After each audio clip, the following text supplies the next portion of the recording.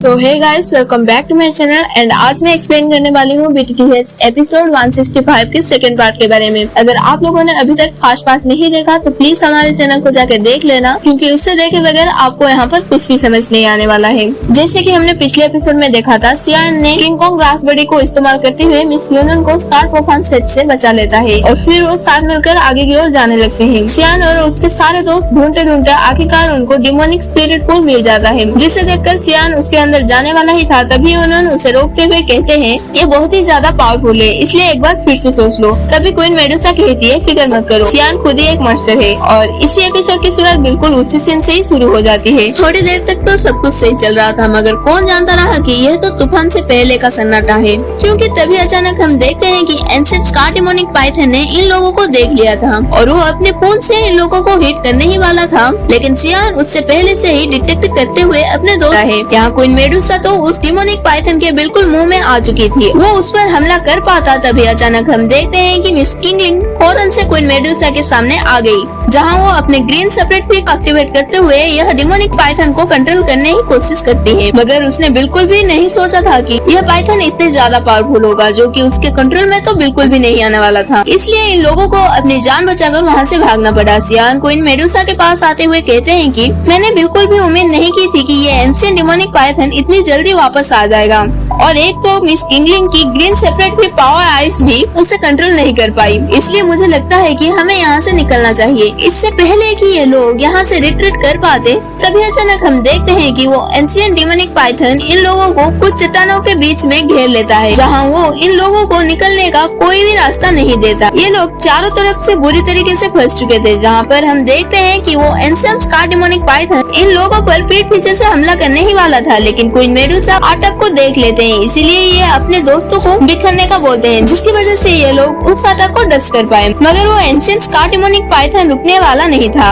बल्कि वो अब अकेले ही सियान के पीछे पड़ चुका था। सियान को भी अपने 3000 थंडर टेक्निक का इस्तेमाल करते हुए तेजी के साथ भागना पड़ा, जहाँ सियान खुद को बचाते हुए अपने मन में कह रहा था कि हमें कुछ भी करके उस डिमोनिक पाइथन को कमजोर करना, उसे कंट्रोल कर सके। यहाँ पर सियान अब यह सब कहते हुए आगे की तरफ जा रहा था। अचानक से वो पीछे की तरफ देखता है कि वो डिमोनिक पाइथन पीछे की तरफ से गायब हो चुका है। वो कहीं पर भी दिखाई नहीं दे रहा था, जो कि एक परेशानी वाली बात थी। अब वो पता नहीं कहां से हमला कर दे। हम देखते हैं कि वो पाइथन पीछे एक चट्टान में छुपा हुआ था, जहां वो अचानक से सियान के ऊपर स्नेक अटैक करने की कोशिश करता है। जिस स्नेक अटैक से सियान तो बाल बाल बच जाता है, मगर हम देखते हैं कि पाइथन बीस्ट अभी भी उससे फॉलो कर रहा था। सियान कुछ भी समझ नहीं पा रहा था, अब वो क्या करे। तभी अचानक उसे अपने सामने एक चट्टान पर मिस किंगलिंग और पॉइजन गर्ल देखने को मिलते हैं, जो कि सियान को कह रहे थे कि हमारी तरफ आओ। यह सुनकर सियान और एंशिएंट पाइथन को अपने साथ तेजी से दूसरी तरफ ले गया था,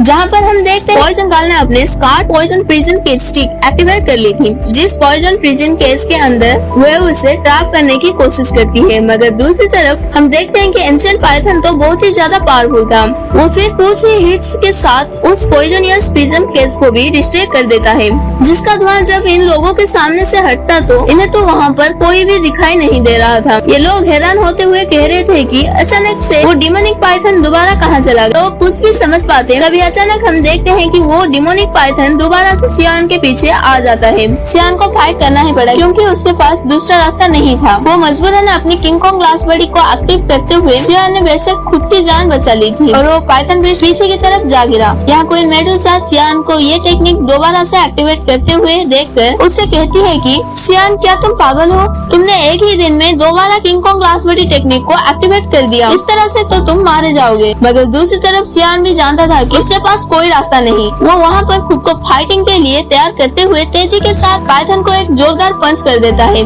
इसे देखकर लग रहा था कि अब यहाँ पर बराबर की टक्कर हो रही है, लेकिन फिर हम देख पाते हैं कि सियान की स्ट्रेंथ अभी भी उस पाइथन से कम दिखाई दे रही थी। इन दोनों जायंट्स की फाइट को देखकर काफी ज्यादा मजा आ रहा था। दूर से सियान के दोस्त भी यह सब होता हुआ देख रहे थे। क्वीन मेडुसा अपने साथियों से कहती है, सियान ज्यादा देर तक इस टेक्निक को मेंटेन नहीं कर पाएगा, उसकी बॉडी अब इतनी ज्यादा स्ट्रॉन्ग नहीं है, हमें उसकी मदद करनी होगी। जिस पर तो ये चारे एग्री हो जाते हैं। दूसरी तरफ सियान, जो कि यहाँ पर पाइथन के मुंह को अपनी 2 हाथों से पकड़कर खोल के रखा हुआ था, तभी अचानक क्वीन मेडुसा सियान को आवाज देते हुए कहते हैं कि सियान, जरा संभल कर, ये कहते ही उसने अपनी एरो टेक्निक को एक्टिवेट कर लिया था, जिस ट्रिपल ब्लड एरो का इस्तेमाल कर देती है। उसी लम्हे यूनियन ने भी अपने wing of extreme curling technique को एक्टिवेट करते हुए फौरन उस डिमोनिक पाइथन के ऊपर हमला बोल दिया था। सियान भी इन दो डेंजरस टेक्निक को अपने तरफ आते हुए देखकर फौरन से पीछे की तरफ हट जाता है, जिसकी वजह से वो दो टेक्निक सीधा जाकर वो डिमोनिक पाइथन को हिट कर गई और इसी वजह से वो नीचे की तरफ गिरने लगा। सियान ये देखकर अपने king Kong glass body technique के साथ तेजी से मूव करते हुए नीचे की तरफ से आकर एक जोरदार पॉन्च करते हुए वो पाइथन को हिट कर देता है।